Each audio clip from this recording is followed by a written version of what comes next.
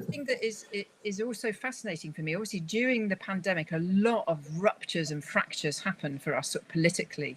Obviously, we're already in a post-Me Too world, but we're looking at the intersection between that and also Black Lives Matter, etc. And a lot of identity groups now are getting more of a voice.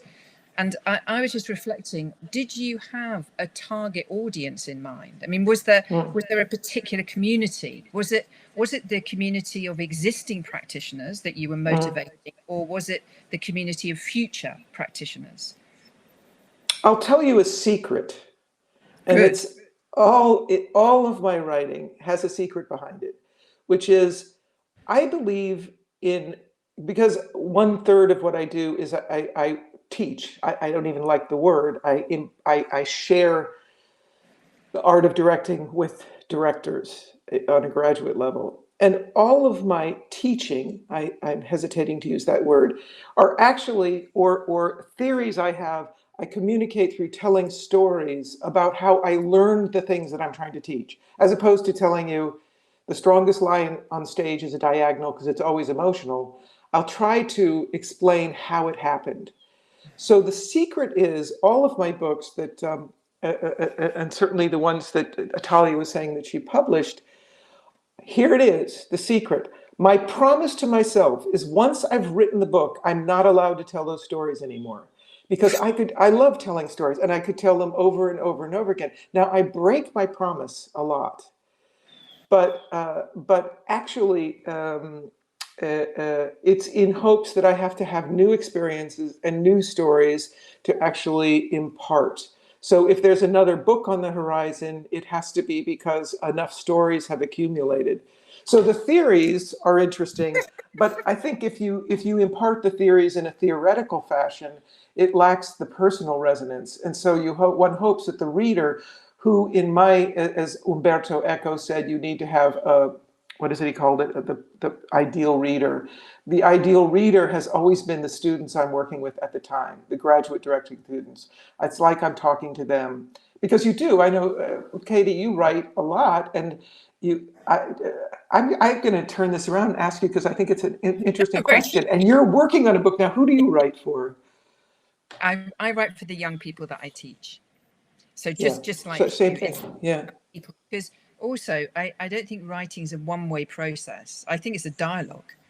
And so for me, whenever I teach, what happens is I impart something, and then someone has a response to it, and then I recalibrate what I've imparted.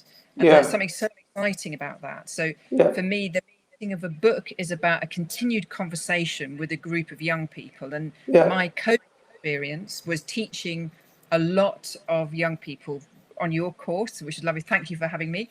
And also in Europe and also in the UK. So that was my lovely COVID experience whilst attempting to write books. I'm not so good at it. And so I'm going to come back to you now, Anne, and ask a question, which is, you spoke yesterday a little bit about the process of writing a book. And you talked about, I think, the moments where you think, oh, that's really good. And then read it back and collapse. So what was the process of writing this book like for you? Was it as you say, I think it's a selfish question, because you are working on a book and you just want to figure out how to get it all done, don't you? That's right. But also everyone might be interested in that. Yes. No, I do get exhilarated at moments, and I think, oh my God, it's going to go in the book, or and it's literally a as they call it in French, a frisson de corps, or as we say more pedantically in English, goosebumps. You get goosebumps. But unfortunately, as I walk down the hall towards the desk, the exhilaration goes away, and I sit down and start to write, and it's the most god-awful sentence. And it's only through force of will, which comes from anger, that one keeps going forward. I don't know about you, Katie, but I think the first half of my career was based on anger against my family, because they never thought I could do anything.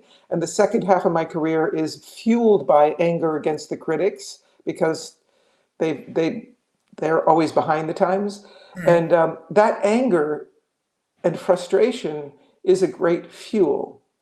And to cultivate that anger and not let it make you sick, But to say, this is useful for when I have to keep going, going to a rehearsal that's hard, staying present in the room, and the anger and frustrations of the world, and certainly what we've been going through in the last year and a half, can be useful and can be alchemically transformed into beautiful expressive acts. So I try to take that frustration and disappointment that the frisson de corps is gone and just keep going.